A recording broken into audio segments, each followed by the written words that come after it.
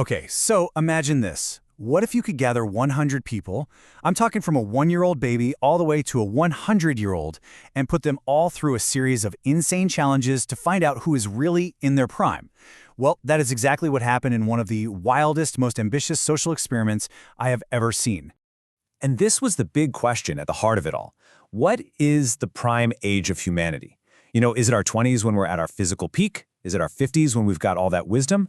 Or maybe is it the crazy, boundless energy of a little kid? This whole experiment was designed to find out by literally making every single age fight it out. And they really went for it. A full 100 contestants, each one representing an age from 1 to 100, all brought together in one place. The sheer scale of this is it's mind-boggling. They were all about to get pushed to their absolute physical and mental limits. And to make sure everyone was taking this seriously, the stakes were huge. $250,000 was on the line for the last person standing. So yeah, this wasn't just for bragging rights, this was for life-changing money. You just knew everyone was going to give it everything they had.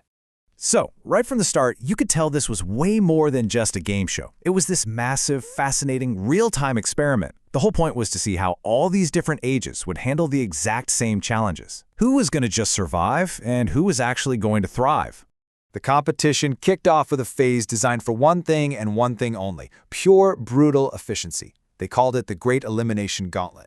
Its only job was to just slash the number of competitors in half as fast as possible. And let me tell you, it was total chaos.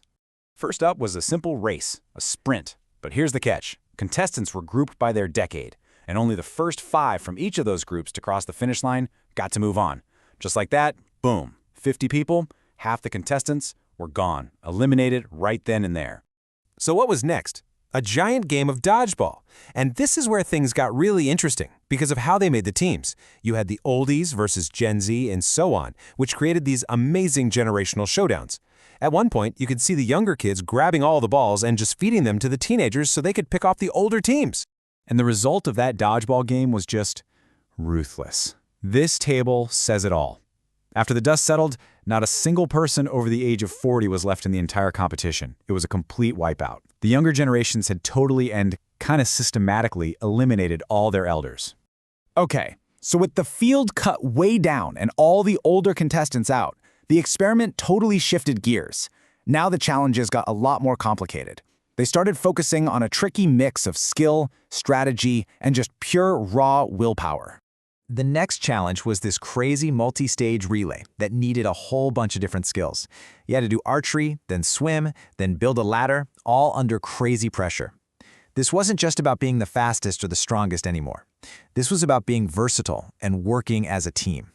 And then came the super high-stakes penalty shootout. But here was the twist.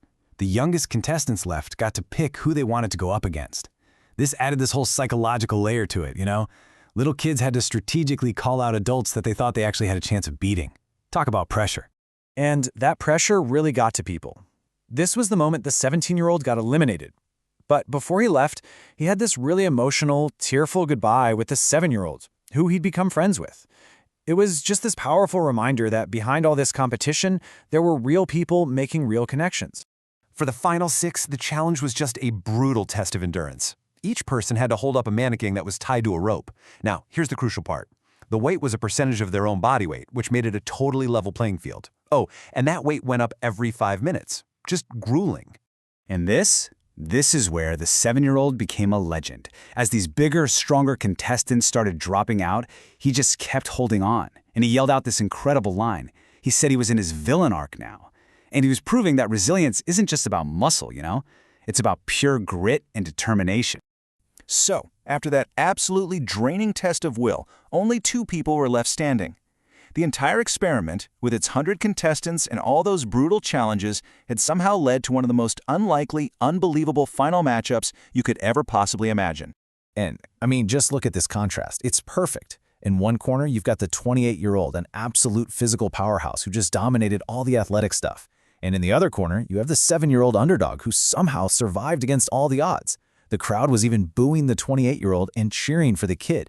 One was playing to pay off student loans, the other was just there to win. It was incredible. So the final challenge came down to a tense game of penalty kicks and a little bit of luck. and after a dramatic back and forth, a winner was finally crowned. So, after all of that, what did this grand experiment actually tell us about the prime age of humanity? The 28-year-old ended up taking home the $250,000. So, does that settle it? Is 28 officially the peak of human performance? Well, like any good experiment, the real answer is a little more complicated than that. Right? So here's the big takeaway. Well, yeah, the 28-year-old was crowned the peak for athleticism. The 7-year-old's unbelievable journey to the final two tells a completely different story. This kid outlasted 98 other people. It proved that youthful resilience can be just as powerful as raw physical strength. It really shows that prime isn't just one single age. It's a whole spectrum, and it totally depends on the challenge you're facing. And don't you worry, the 7-year-old's amazing performance did not go unnoticed.